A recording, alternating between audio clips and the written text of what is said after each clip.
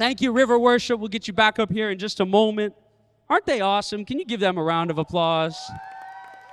We got 2 new worship leaders up here tonight. They're incredible, doing a great work for the Lord. I'm excited to bring you the word tonight. It's always interesting preaching after Easter, right? Because in church, if you work in church, anyone here work in ministry? Let me see your hands.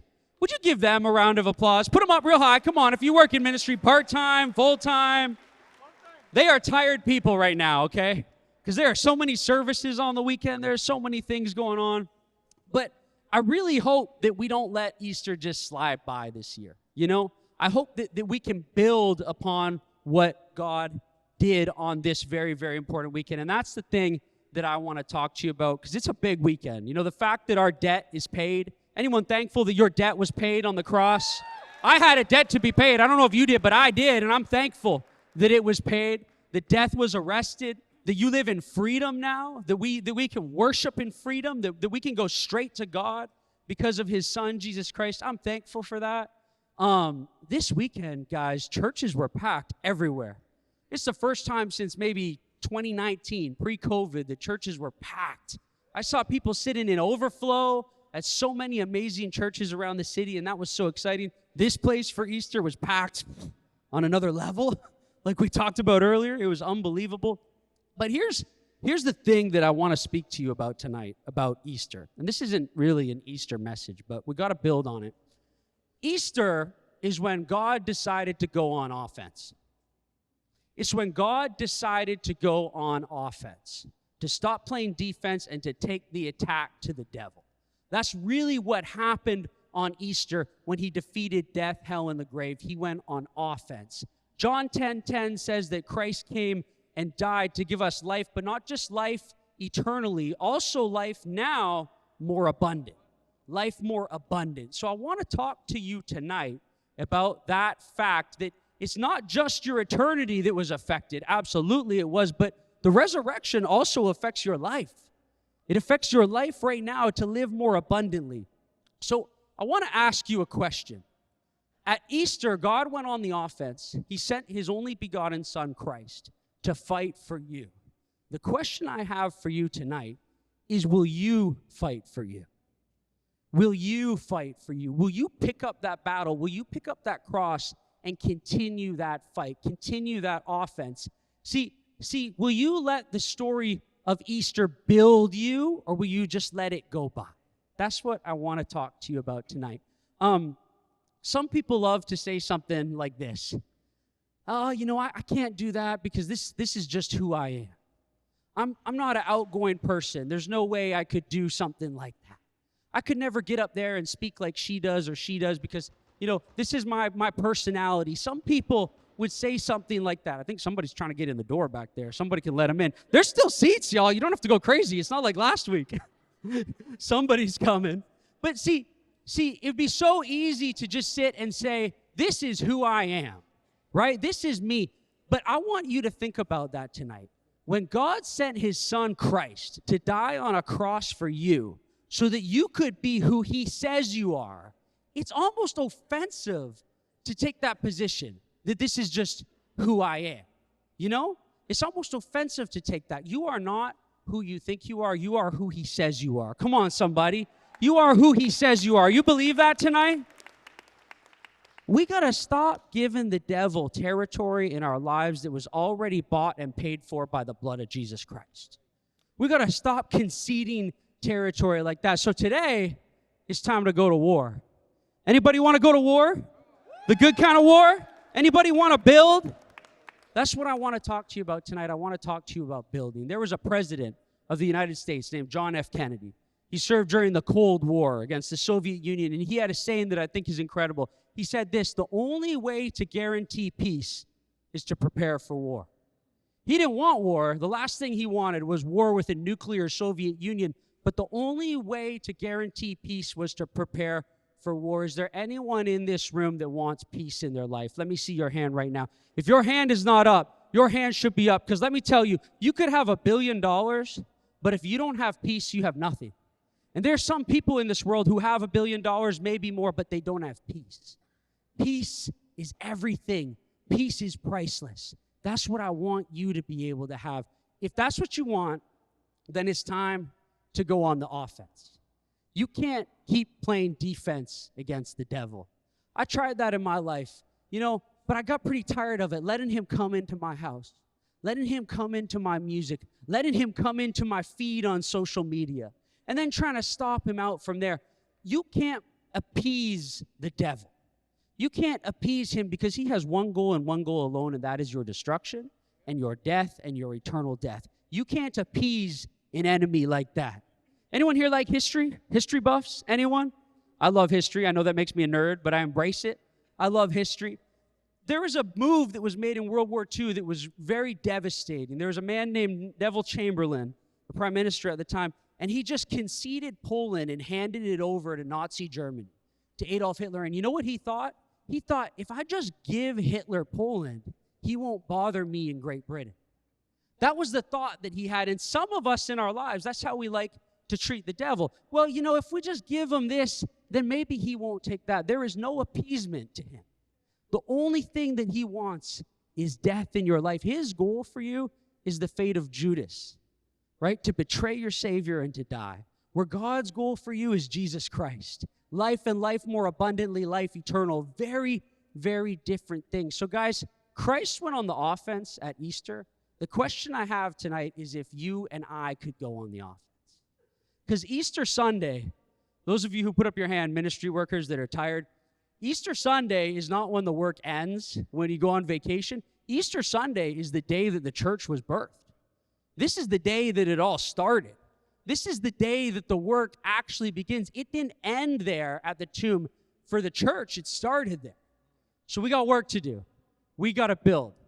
And we live in a time today where it seems like everyone is doing the exact opposite of building, where everyone is tearing down. If you don't believe me, watch the news for 10 minutes. Someone is being torn down every 0.3 seconds in the media. We love to tear people down. It's like our favorite pastime. You know those gossip magazines you see when you check out at the convenience store? Do they still have those? At like Sobeys or Metro or any of those places? Nothing good is ever said about anyone in those. It's only tearing people down, and we love it. We love it as humanity, but now, my friends, is a time for the church to be different. Now is a time where we can be different from the world and we can build people up. Anyone want to do that tonight?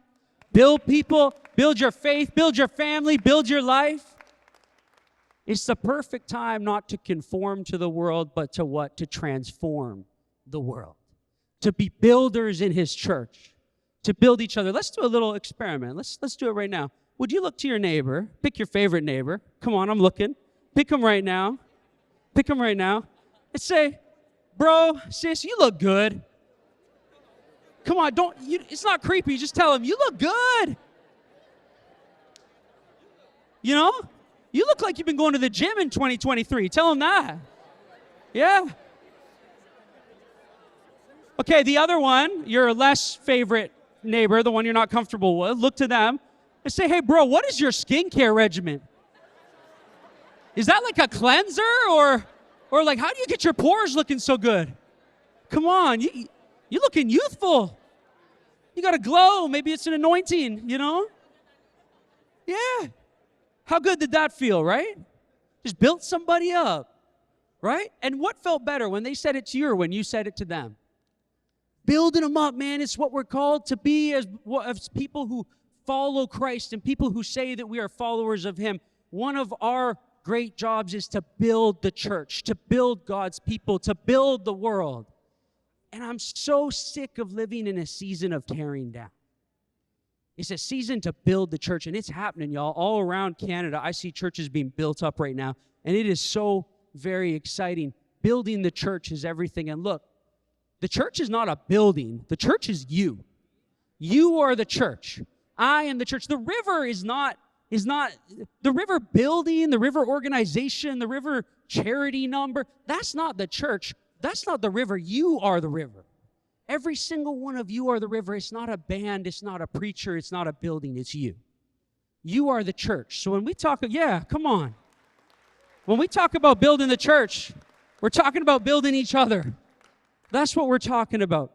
And look, next week, We're going to have Giving Week here, and that's a real tangible week where you can give in a tangible way to build the river, to build the church. You get opportunities to give and to serve at your church on Sundays. If you're not in a church yet, talk to us. We want to get you plugged into a church. Our whole mission is not to take from church, but to give to church, to build church. So you can be a part of building the church in tangible ways like that, but I don't want it to end there for you. I want you to be a builder in your family. I want you to be a builder of your friends. I want you to be a builder of your coworkers. There is such a blessing for those who will build in the name of Jesus Christ. And that's what I want for you tonight. So that's what I came to talk to you about, building for the kingdom. Not building for your portfolio. You won't get wealth management advice from me. I would have to have wealth to manage to give that to you. But what I want to talk to you about is building, because I believe that right now is a great time to build. Solomon in Ecclesiastes, the wisest man ever to live, King Solomon, he said this in Ecclesiastes chapter 3, verses 1, there is a time for everything and a season for every activity under the heavens. There is a time to be born and there's a time to die, a time to plant and a time to uproot, a time to kill and a time to heal, a time to tear down and a time to build. I believe with all my heart, y'all, if you look around what is happening right now on the tailwind of this pandemic and a crowd like this on a Tuesday night after Easter when y'all have work tomorrow and school tomorrow, that God is on the move and it is a time to build. It's a time to build right now. So that's the title of my message. Would you look to your neighbor, the favorite one, the one that you started with, and say, a time to build. Come on, say it like you believe it. A time to build. Okay, now get real close to him. Make uncomfortable eye contact. Lock in. Not me. Don't look at me. Look at your neighbor. Uncomfortable eye contact. And say, I can't stay here anymore. You've been hitting me with your elbows while you're worshiping. You clearly did not take a Tic Tac. What are those things called? Yeah, the mints. A Tic Tac when you came in here. I can't stay here anymore. Next week, I'm worshiping with somebody else. That's not where you can't stay. Where you can't stay anymore, my friends, is in a season of complacency.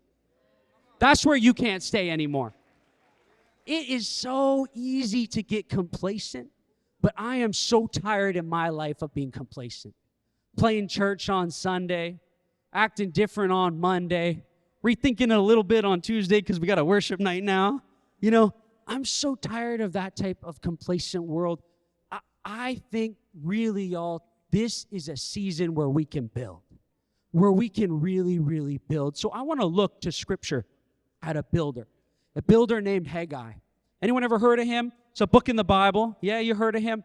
I want to look at him and tell you a little bit about him. See, his story picks up 66 years after the destruction of Solomon's temple, okay? The great temple of gold, 66 years. I'll give you some more context in a moment. But he is a priest, a judge, and he is charged with overseeing the rebuilding of the temple, the next temple. And his book in the Bible is very short. It's 2 chapters. You got chapter 1 and you got chapter 2. He didn't get a whole lot, but he's still in there. And he tells us a story about the people of the day when it came to building the temple. So let's look at it. Haggai chapter 1, if you have your Bibles, turn them on, boot them up. If you can find Haggai, I am impressed. Y'all are some real good church people if you can find it. But digital Bibles, you can just look it up, pull it up there.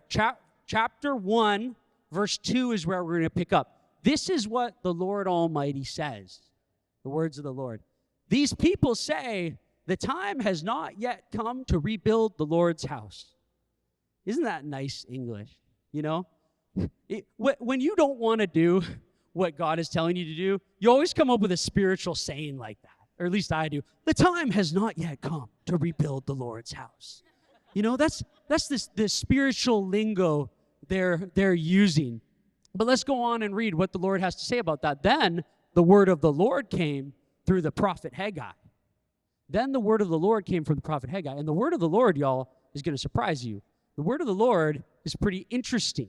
It says this: is it a time for you yourselves to be living in your paneled houses while the house of the Lord remains a ruin?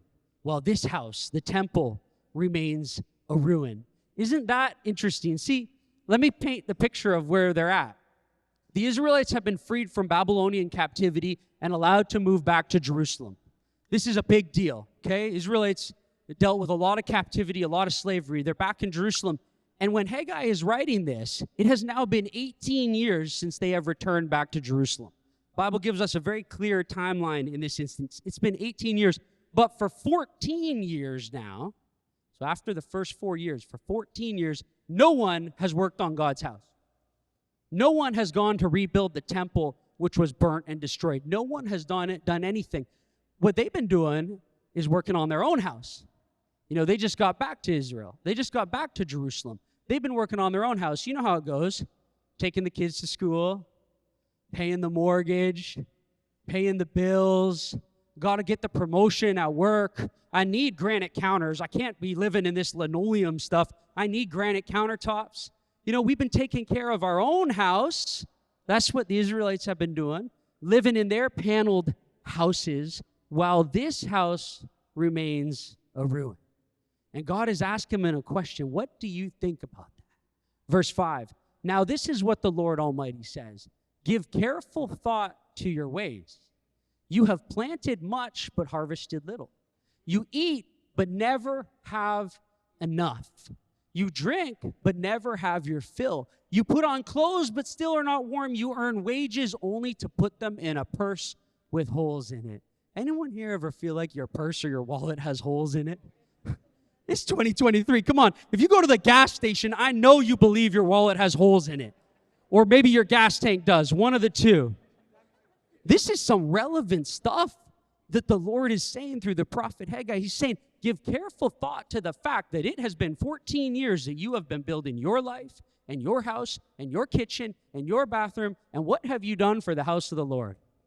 Whew. Shots fired. This is what he's saying to the Israelites.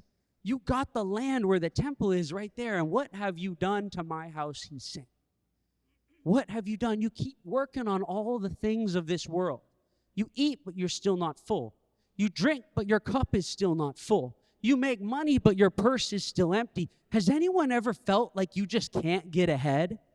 You know, like you got work the next day and you're just paying the bills, but you just can't get ahead. Anyone ever felt like that? Anyone? See, God is directly through the prophet speaking to the people about that feeling. And he says this in verse 9. He says, you expected much, but see, it turned out to be a little. What you brought home, I blew away, says the Lord. Why, declares the Lord Almighty? Because of my house, which remains in a ruin, while each of you is busy with your own house. My house remains in a ruin, while each of us are busy with our own houses, the Lord is saying. Therefore, because of you, the heavens have withheld their dew and the earth its crops.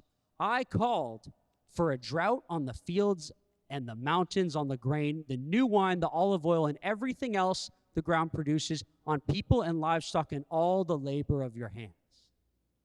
A drought. This is serious. This is serious problems. Then Zerubbabel, anyone here having a kid? I'm pretty sure that name is still available. Any young sons, Zerubbabel? I'm pretty sure your family member didn't take it.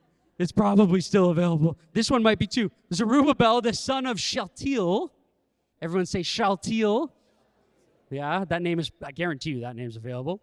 Joshua, son of Jozadak, the high priest, and the whole remnant of the people. What did they do in response to what the Lord said? They obeyed the voice of the Lord their God and the message of the prophet, because the Lord their God had sent him, and the people feared the Lord. Y'all, the fear of the Lord is the beginning of wisdom. The fear of the Lord is the beginning of wisdom. Yeah, some people have learned that. See, they obey him. They obey what the Lord says. They take heed to his caution when he says, put careful thought to this. And then what happens? Verse 13. Then Haggai, the Lord's messenger, gave this message of the Lord to the people. I am with you, declares the Lord.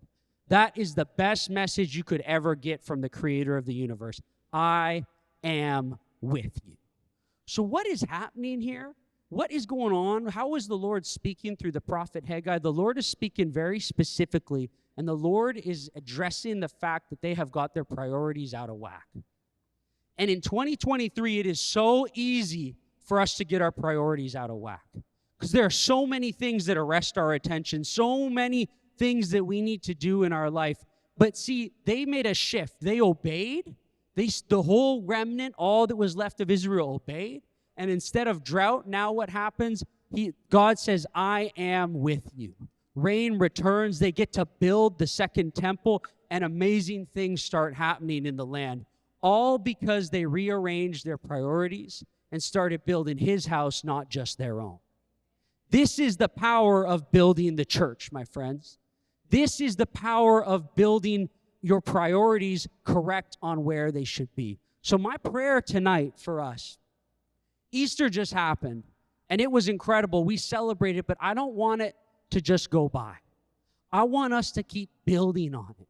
I want us to become builders of men, builders of the church, getting our priorities right. So if it's a time to build, and you want to be a builder, which I think you do, we're going to get back to worship in a moment, but I got to leave you with 3 things.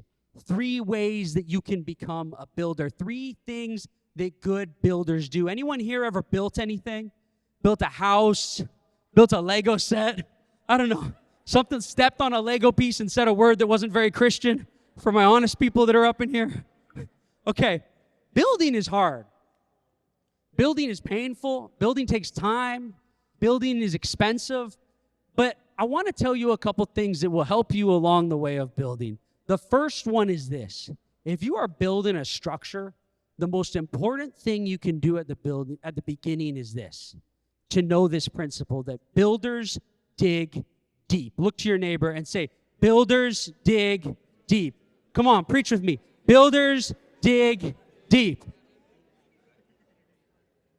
Look, if you want to build it tall in your life, your ministry, your love for others, your church, your family, your finances, whatever it might be, if you want to build it tall, my friends, you need to dig down. You need to dig deep. You need to go through the messiest, outwardly least impressive part of the process, and it's called digging deep to find a foundation. When a building is built, when a house is built, what is the first thing that you do? It sure isn't putting that granite kitchen countertop in. It's the messy stuff. It's getting down in the dirt and preparing the land for what is about to happen. It's the messiest part. It's terrible. But look, during that process, when you start digging down deep and you get right in there, you get an opportunity to do 2 things. 1, to dig down to the foundation that you're going to need to build upon. 2, you get to remove a whole lot of junk. You get to remove some of the rocks that have come in your life. You get to remove some of the mud that's down there. You get to remove a lot of stuff so that you can find that firm foundation that you need to build on. Who here has ever been in a skyscraper downtown Toronto? Up the CN Tower, one of those other buildings. Here's something that's so impressive about, especially in Toronto, because of the condition of the soil. Most of those skyscrapers have a foundation that is almost 300 feet deep. Think about that, 300 feet. That wall, in the dark, you can barely see it, to that wall, that's 300 feet. So before that impressive building gets erected and built up high in the sky to marvel at, they got to dig that entire depth. And that process sometimes will take years. So before you see anything impressive, the first story, the second story, the third story, there have been people digging down in the mud, tunneling, pulling out rocks, pulling out dirt, digging all the way down and building a foundation that can then withstand the tall structure. Some of us in our lives, we've been trying to build the tall structure without doing any digging. I've tried to do that in my life. We've been trying to build up high something really impressive that a lot of people will go, wow, but guess what we haven't done first? We haven't gone down. We haven't dug down. In Christianity, which is not just religion, it's relationship, you know how you build up, you go down. You got to go down first before you can build up, my friends. It's the messiest part. It's the hardest part to do. No one ever says, wow, look at that hole you dug. No one. Thanks for the lady that laughed over there late. I appreciate you. No one ever says that. But when you're 20 stories high and you got tenants in there making income and now you're driving a Ferrari because of the building you built, now people are going, wow, But without digging down, that success doesn't happen. And if you try to build without that foundation, without digging deep, my friends, it's very, very dangerous. Why is it dangerous?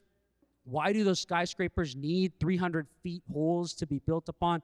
Because the higher you go, the more something happens in structural engineering called sway. Sway. See, wind comes, minor earthquakes, seismic movements happen, and that building that you build up high is going to sway. And if it sways a lot and you haven't dug down deep enough to secure it to something solid, guess what happens? It snaps.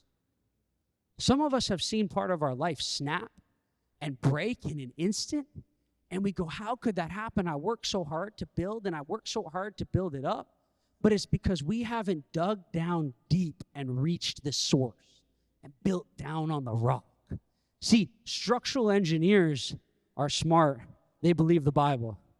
They've read Matthew chapter 7, that the wise man built his house upon a rock, and the fool built his house upon sand. See, they understood a firm foundation. And depending on the soil conditions, sometimes you got to dig real deep to hit the rock. In 2023, the way our culture and our society is, my friends, sometimes you have to dig down real deep to see God. When you turn on TV tonight, guess what? You probably won't see him. When you go hang with your friends tomorrow, you probably won't hear about him. See, you need to intentionally dig down deep to find him in 2023. You got to peel back layers of all these other things that the world wants you to build upon if you're going to find the rock, the firm foundation to build on. The Apostle Paul, who knows him? Hands, come on, interactive preaching. The Apostle Paul, good, you're awake, just checking. He called himself a master builder. Paul did not lack confidence.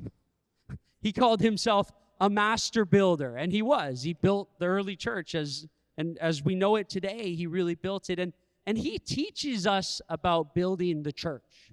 He taught us in a letter to the Corinthian church in 1 Corinthians chapter 3, verse 9, which is going to come up on the screen. For we are co-workers in God's service. You are God's field. You are God's building. Remember when I said you are the church? There it is right there. You are his field. You are his building. People are his church. It's not about bricks and mortar. But by the grace God has given me, verse 10, I laid a foundation as a wise builder, and someone else is building on it. But each one should build with care, for no one can lay any foundation other than which is Jesus Christ.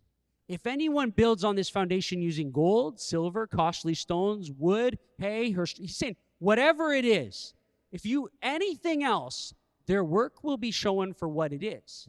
Because the day will bring it to light. It will be revealed with fire. Y'all, this life has a way of bringing about fire. Fire happens. It will be revealed with fire, and the fire will test the quality of each person's work. There will be a day in your life where fire comes, and the work that you have done becomes tested. That's just part of life. Chicago, an amazing city. In the late 1800s, you get a history lesson tonight. That's bonus. In the late 1800s, Chicago is a big city, and it's starting to pass New York City. It's looking like it's going to be the greatest thing that America has ever seen. And then in 1871, tragedy occurs. The Great Chicago Fire. Anyone ever heard of that? The Great Chicago Fire? Yeah, this is a terrible, terrible event. 17,000 buildings burned to the ground. In one fire over 3 days, 17,000 buildings. Imagine this. It's like if a third of Toronto just disappeared. Burnt down to ashes to the ground. You ever heard that hymn, It Is Well? You ever heard that? It is well with my soul.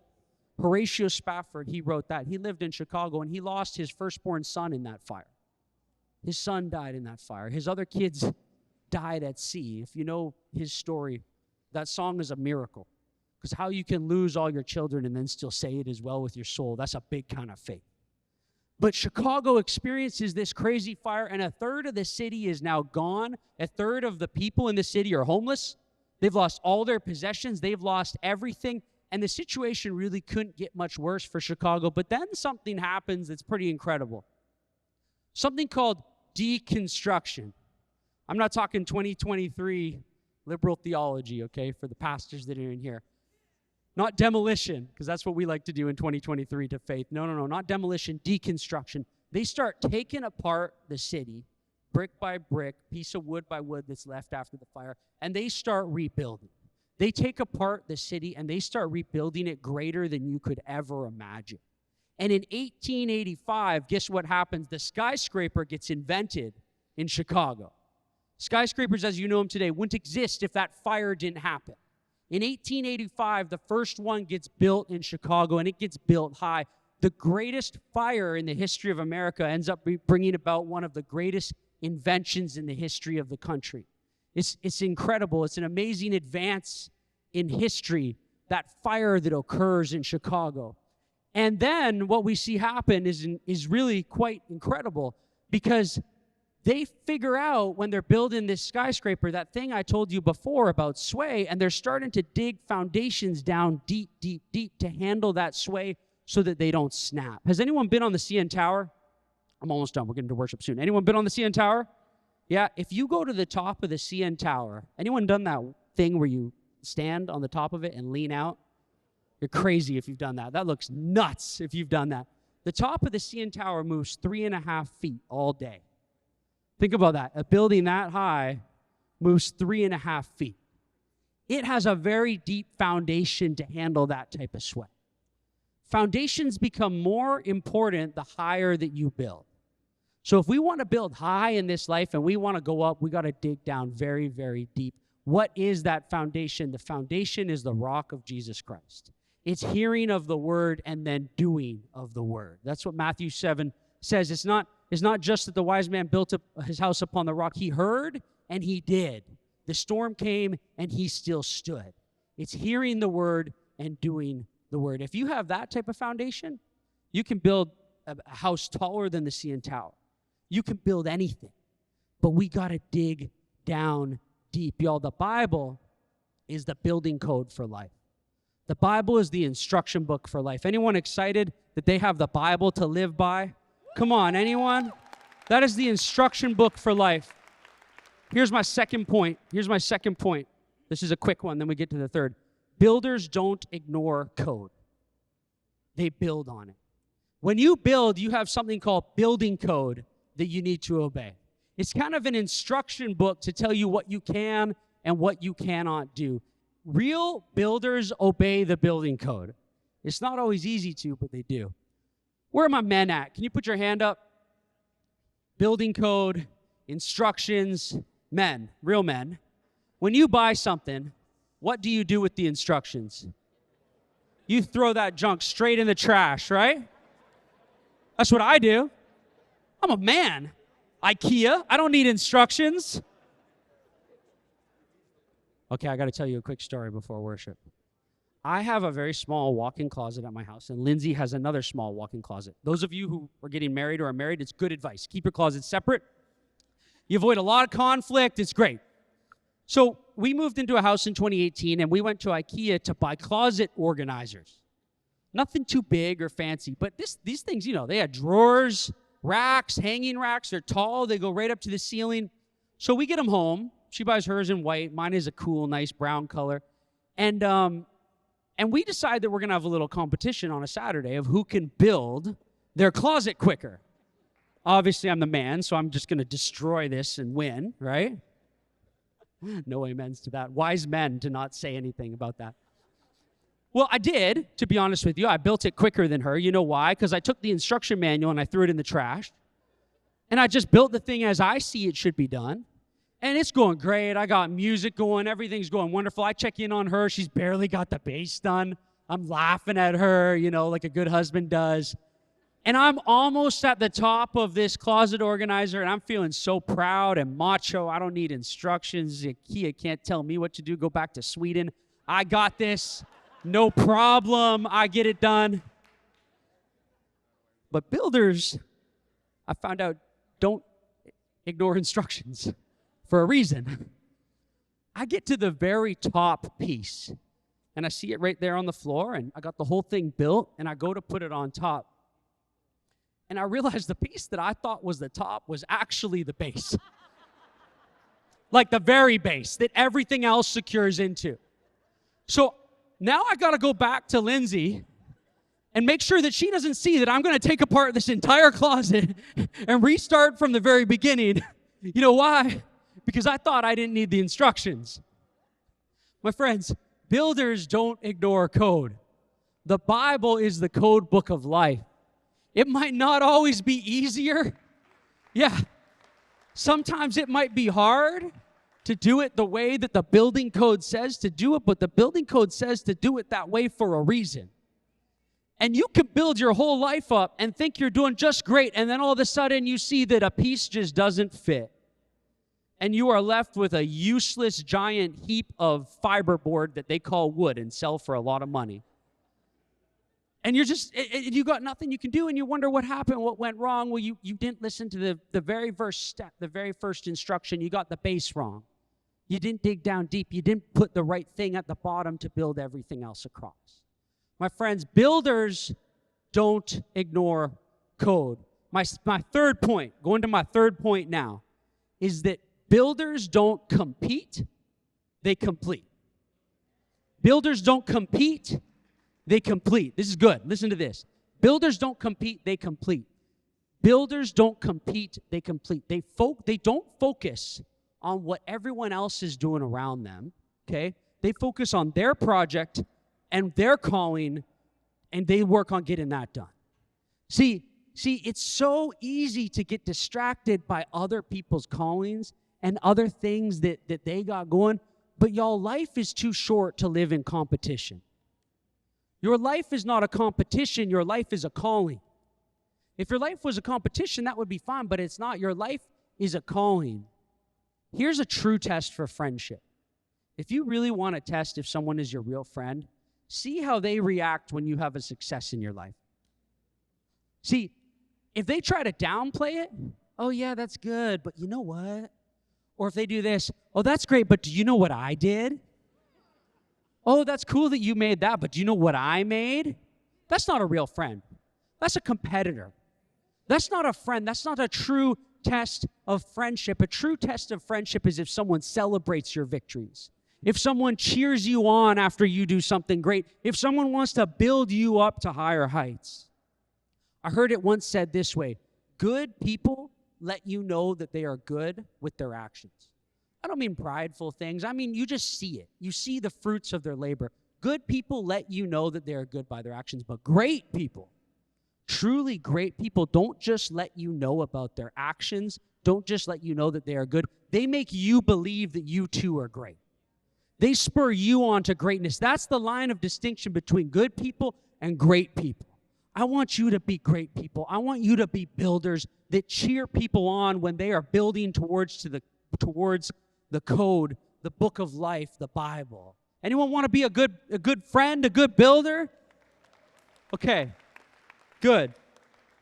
Would you stand to your feet? Because we're going to go back to worship. Stand to your feet, worship team. Come on up here. Jonathan, you can play those wonderful keys. Number one, builders dig deep. It's not easy. Digging down deep is hard. You got to crawl through the mud. You don't post on the gram when you're digging down deep. When you go in the gym and you try to start building your body and you got that extra dad bod that I gained after a kid, you don't start posting pictures in tank tops. You post pictures in baggy sweaters and hoodies, right? Oh, maybe he's big under there, right? That's what you post. No one posts the process, they only post the final result. You know, they post the six-pack after 5 years of hard work when they're there. But it's the process, it's the building that really matters. My friends, builders dig down deep. And when they build, they don't ignore the code. They obey the instructions because the instructions came from a higher place with a little bit more wisdom. The instructions are from the designer, and if he designed you, then he probably knows what's best for you. Builders build according to code, according to the instructions, and they don't compete, they complete. It's the final 5% that usually makes the difference between success or defeat. It's having that endurance to do that last little bit. It's easy to start things. It's very difficult to finish things, my friends. especially if you're trying to compare your seed to someone else's seed. God gave you your seed for a reason. It was specific to you. You got to stop comparing your seed to their great oak tree that's already growing. You have no idea what your seed is going to grow into. You have no idea what God is going to do with it. But if your eyes are focused on their tree, you'll forget to water it. You won't grow it. You'll stay in their shadow, and it won't get the light that it needs to grow. Building is important. These are the things that can help you build. The last thing I'll leave you with before we worship is you might say to me, Pastor, cool, yeah, whatever. I'm not a builder. I'm young, or maybe this. My life is in pieces. I'm not looking at building. I'm just trying to see if I can make it another day. That might be the situation that you're in today. If that is the situation that you're in today, know this, that Chicago was once in that position too, where the whole city was in pieces. But pieces, my friend, are perfect for building. Pieces are perfect for building. Don't despise the season of your life when you were in pieces. Here's just what you got to do. You got to take those pieces of the broken pottery of your life and you got to put them back in the hands of the potter. You got to put them back in the hands of the one that made you. Because we try to fix it on our own and, we tape it up and we try to put it back together, and then a good thing happens and it just leaks through. It's like we can't hold on to peace. It comes for a season and we have it for a month, but then it's gone. You got to give it back to the one who made it. Let him mold the pieces together. Let him build you. If you are in pieces, my friends, don't despise it, because until the clay is broken and remolded, it can't really be shaped by the maker. He is the builder of the broken. He has already paid the ransom for the captives, you and I. If you are in pieces, you are positioned perfectly to build. So maybe you got it all together tonight, or maybe you have nothing together and you just feel out of place even being here. Why am I here with all those Christians, all those people of faith? I want to assure you that you can build today. But, you got to want it. You got to want it. God can't make you want it. In fact, I believe you got to be desperate for it. You got to be willing to go on the offense. You got to be desperate for that touch of heaven. Because when he touches it, everything can change, my friends. Everything can change with just one touch. There was a woman in the Bible who just got a touch of the hem of his garment. And everything changed for her in an instant. Everything. You can be a builder. All it takes is a touch. So we're going to worship again now tonight. And my prayer is that you would touch heaven tonight. That you would feel his presence tonight. And then you would leave this place changed, knowing that you can build. That it might be hard, but you can build.